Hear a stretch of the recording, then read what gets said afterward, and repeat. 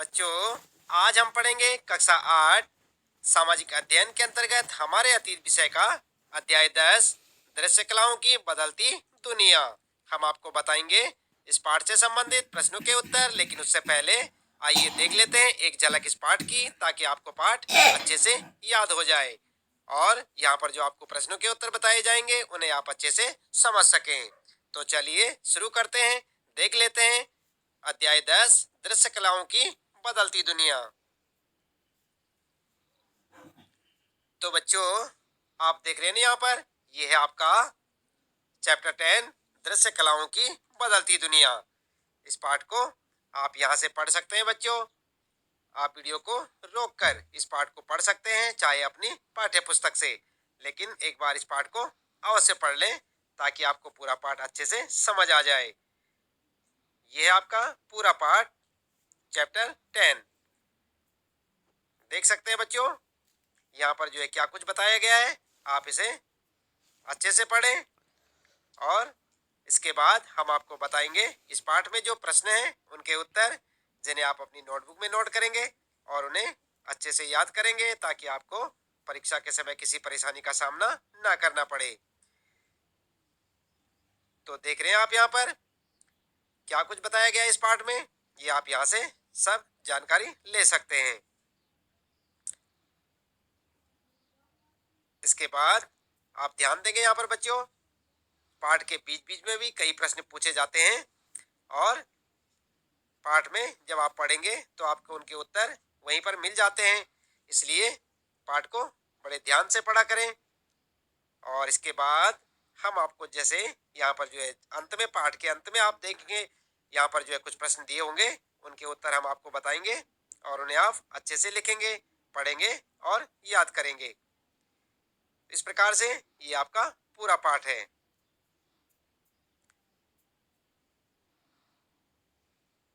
इसके बाद आइए सीधे लिए चलते हैं आपको इस पाठ से संबंधित प्रश्नों के उत्तरों पर।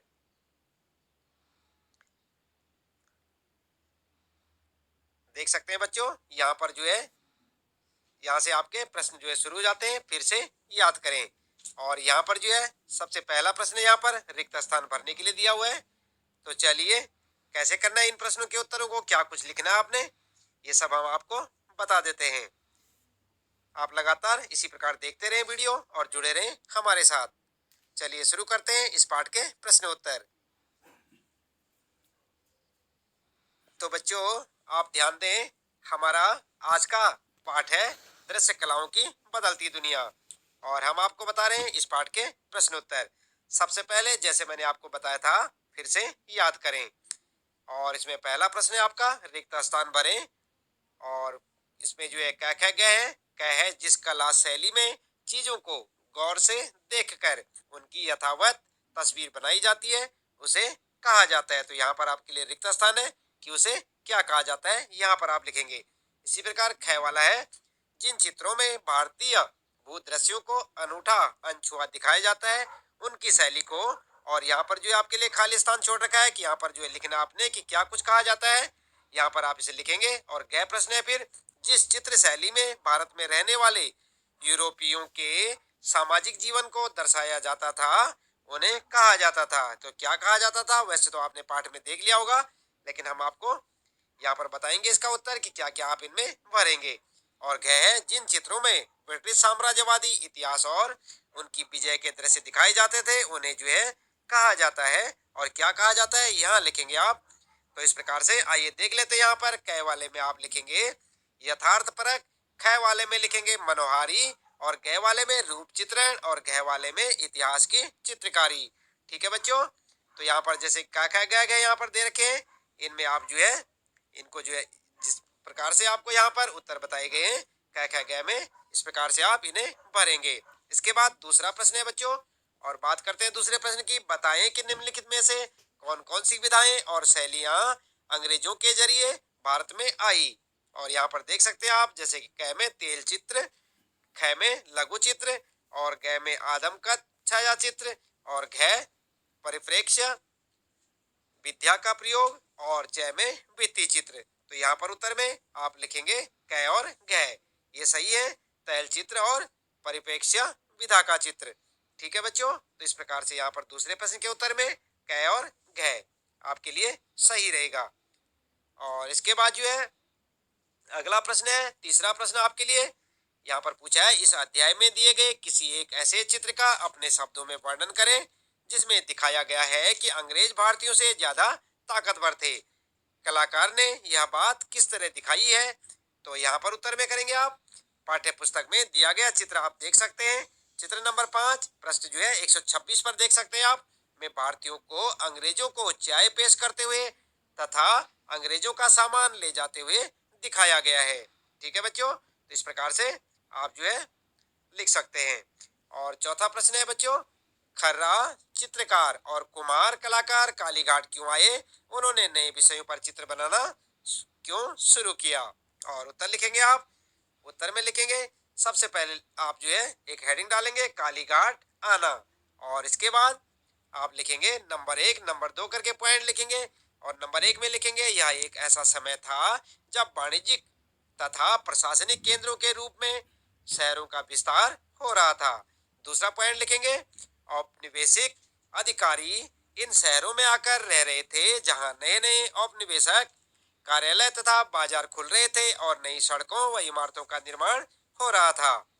तीसरा लिखेंगे बच्चों, शहर में नए नए रोजगार के अवसर पैदा हो रहे थे जिसके कारण ग्रामीण कलाकार भी नए ग्राहकों तथा नए संरक्षकों की उम्मीद में शहरों में आकर बसने लगे।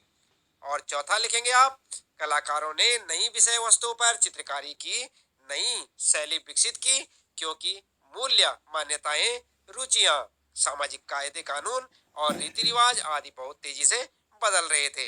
इस प्रकार से आप 4 पॉइंट बनाकर इस प्रश्न का उत्तर लिख सकते हैं। प्रश्न आपका चौथा और इसका उत्तर हेडिंग डाल के लिखेंगे जैसे मैंने यहाँ पर आपको बताया कालीघाट आना, और 4 पॉइंट में लिखेंगे इसका उत्तर। इसके बाद बात करते हैं यहाँ पर पांचवा प्रश्न है, राजा रवि वर्मा के चित्रों को राष्ट्रवादी भावना वाले चित्र कैसे कहा जा सकता है? उत्तर में लिखेंगे हेडिंग डाल के राष्ट्रवादी भावना, और फिर पॉइंटों में लिखेंगे नंबर 1 राजा रवि वर्मा आरंभिक चित्रकारों में से थे जिन्होंने आधुनिक और राष्ट्रीय कला शैली विकसित की। दूसरा पॉइंट लिखेंगे उन्होंने तैल चित्रकारी और यथार्थपरक जीवन अध्ययन की पश्चिमी कला पर महारत हासिल की परंतु भारतीय पुराणों के चित्र बनाए। उन्होंने रामायण और महाभारत के अनगिनत दृश्यों को किरमिच पर उतारा। तीसरा पॉइंट लिखेंगे 1880 के दशक में राजा रवि वर्मा के पौराणिक चित्र भारतीय राजे रजवाड़ों और कला संग्राहकों के बीच अत्यंत लोकप्रिय हो चुके थे। चौथा पॉइंट लिखेंगे राजाओं ने अपने महलों की दीवारें राजा रवि वर्मा के चित्रों से भर रखी थी। तो इस प्रकार से आप जो है पांचवें प्रश्न के उत्तर में सबसे पहले हेडिंग डालेंगे राष्ट्रवादी भावना, उसके बाद 4 पॉइंटों में इसका उत्तर लिख सकते हैं। बात करते हैं यहाँ पर छठा प्रश्न है, आइए विचार करें में, और देख सकते हैं प्रश्न क्या है, भारत में ब्रिटिश इतिहास के चित्रों में साम्राज्यवादी विजेताओं के रवैये को किस तरह दर्शाया जाता था?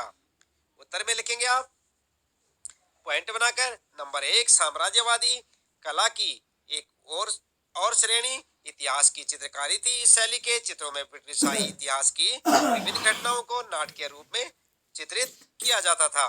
दूसरा पॉइंट लिखेंगे ये चित्रकार यात्रियों के विवरणों और रेखा चित्रों के आधार पर ब्रिटिश जनता को दिखाने के लिए भारत में ब्रिटिश कार्यवाहियों की सुंदर छवि तैयार करने का प्रयास करते थे। तीसरा पॉइंट लिखेंगे इन तस्वीरों में अंग्रेजों का यशोगान होता था। इन चित्रों के केंद्र में उनकी सत्ता, उनकी विजय और उनकी श्रेष्ठता होती थी। चौथा पॉइंट लिखेंगे बच्चों, साम्राज्यवादी ऐतिहासिक चित्रों में शाही जीत की लोक स्मृतियां गढ़ने का भी प्रयास किया ताकि भारत और ब्रिटेन दोनों देशों में अंग्रेजों की जीत साधारण लोगों की स्मृति में बनी रहे। तो इस प्रकार से आप जो यहाँ पर छठा प्रश्न देख सकते हैं और उसका उत्तर पॉइंट बनाकर 4 पॉइंटों में इस प्रकार से आप लिख सकते हैं। बात करते हैं बच्चों यहाँ पर सातवां प्रश्न है, तो बच्चों आप ध्यान दें यहाँ पर यह सातवां प्रश्न, आपके अनुसार कुछ कलाकार एक राष्ट्रीय कला शैली क्यों विकसित करना चाहते थे? तो उत्तर में आप लिखेंगे सबसे पहले हेडिंग डालेंगे राष्ट्रीय कला शैली, आप देख रहे हैं यहाँ पर, और यहाँ पर आप उत्तर में लिखेंगे पॉइंट बनाकर फिर से नंबर 1 बंगाल में राष्ट्रवादी कला कितने गए अच्छा हो गया और से गए हाँ ठीक है 2 मिनट वो जन्म तो भाई तो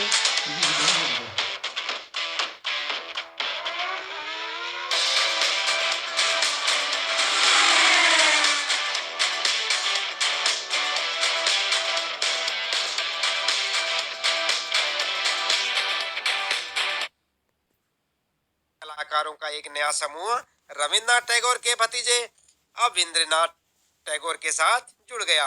दूसरा लिखेंगे, दूसरा पॉइंट, इस समूह के कलाकारों ने राजा रवि वर्मा की कला को नकल और पश्चिमी रंग ढंग की कहकर त्याग दिया और घोषणा की कि इस प्रकार की शैली राष्ट्र के प्राचीन मिथकों और जनश्रुतियों को चित्रित करने के लिए ठीक नहीं है।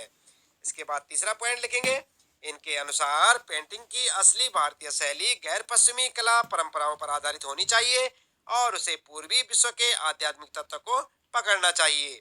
चौथा पॉइंट लिखेंगे बच्चों, ये लोग एशियाई कला आंदोलन खड़ा करने के लिए उसी समय भारत की यात्रा पर आए जापानी कलाकारों से भी प्रभावित थे। तो इस प्रकार से आप जो 4 पॉइंटों में राष्ट्रीय कला शैली को लिख सकते हैं। इसके बाद बच्चों अगला प्रश्न है, यहाँ पर 8वां प्रश्न है, कुछ कलाकारों ने सस्ती कीमत वाले छपे हुए चित्र क्यों बनाए? इस तरह के चित्रों को देखने से लोगों के मस्तिष्क पर क्या असर पड़ते थे? उत्तर में लिखेंगे, हेडिंग डालेंगे आप सस्ती कीमत वाले छपे हुए चित्र और उसके बाद पॉइंट बनाएंगे नंबर 1, कुछ कलाकारों ने सस्ती कीमत वाले छपे हुए चित्र बनाए ताकि गरीब लोग भी उन्हें आसानी से खरीद सकें। दूसरा पॉइंट है, इस तरह के चित्रों को देखने से लोगों के मस्तिष्क पर रचनात्मक प्रभाव पड़ता था। और नंबर तीसरा, राष्ट्रवादी विचारों को अभिव्यक्त करने और लोगों को ब्रिटिश शासन के खिलाफ उत्तेजित करने के लिए धार्मिक छवियों का प्रयोग किया गया। तो इस प्रकार से यहाँ पर आप देख सकते हैं ये 8वां प्रश्न आपका और उसका उत्तर आप हेडिंग डालकर ऐसे पॉइंटों के द्वारा लिख सकते हैं।